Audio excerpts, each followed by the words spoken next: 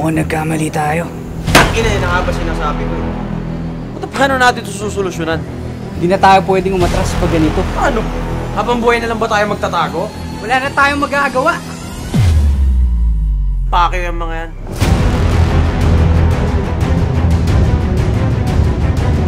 Putang ina, sino nagpadala sa'yo, ha?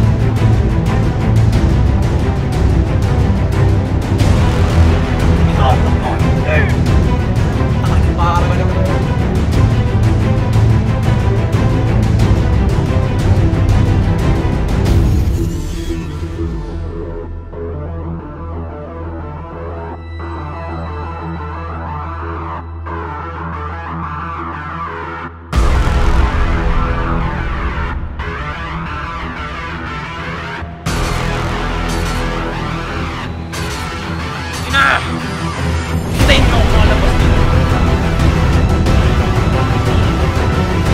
Hindi pwede mangyari to.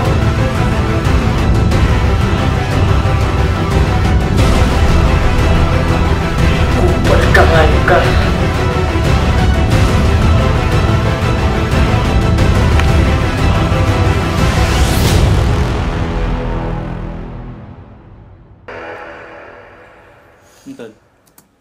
So, ano point ng video na yun?